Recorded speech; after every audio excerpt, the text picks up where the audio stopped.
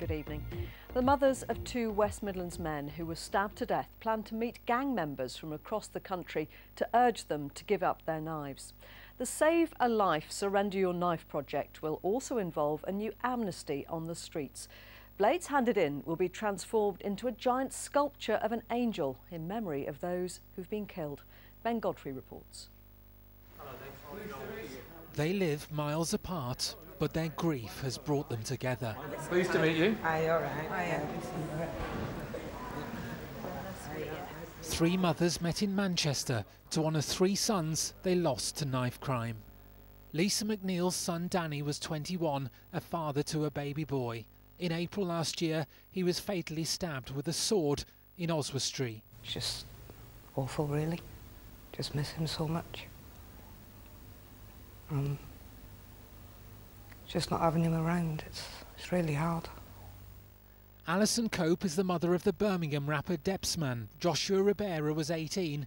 He was stabbed through the heart last year. If there's anyone that can get the message across, it's the people that have been directly affected. So that is usually the parents, first of all. Obviously there are other family members, but it starts with the parents. Lisa Minott's son, Fusilier David Lee Collins from Manchester, was an off-duty soldier stabbed to death in Cyprus in 2012.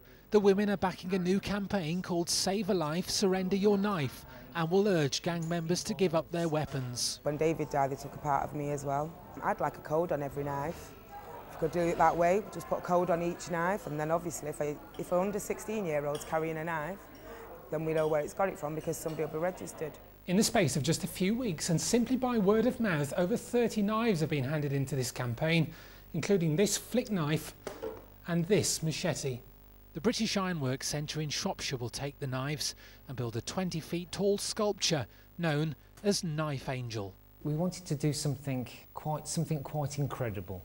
One gentleman brought in a carving knife, very sharp, found his son with it in the street and wanted to dispose of it safely, wanted it to be included within this Knife Angel sculpture that we're creating. It's going to represent everybody who's lost a life to knives, and I think on the bottom they're going to have plaques. Later this week, West Midlands Police will relaunch its own community-led knife amnesty campaign.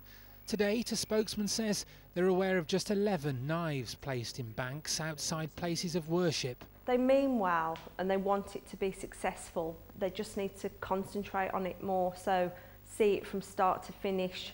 3 police forces, including Greater Manchester Police, have offered the mothers advice but no official backing. It may take months for Knife Angel to take shape, but these parents now feel they have to get personally involved. Ben Godfrey, BBC Midlands Today, Manchester. Oh, nice to meet you. And Ben joins us now from Hockley in Birmingham, where a knife bin has been placed by West Midlands Police. Ben, what direct impact can these parents have, do you think? Well, I sense merry frustration among the mums, really, that maybe traditional campaigns like this knife bin here in conjunction with West Midlands Police and a charity may not be the right way to go at the moment, that they may actually need a fresh approach. Hence this Knife Angel idea, the idea of a big community arts project that the parents can go to Manchester, to Liverpool, to Birmingham, to actually encourage gang members, speaking face to face with them under condition of anonymity, to actually get them to put something into something that may be a bit more positive than simply a knife in a black hole. They do want to work closely with police though. They're just after a fresh approach. What they don't want is innocuous kitchen cutlery though, ending up in a big sculpture. And Ben, what more is West Midlands Police doing to take knives off the streets? Well, there are 3 bins like this and 5 more will come into use. 2 in Wolverhampton on Wednesday, 1 in Heathtown, 1 in Whitmarines, launched by the family of the late Police and Crime Commissioner Bob Jones, an advocate of the anti-knife campaigns. 3 more in Birmingham on Thursday, 1 at 5 Ways in Edgbaston, in purple in honour of Christina Edkins, of course, the tragic case of the schoolgirl who was stabbed to death on board a bus in Birmingham last year.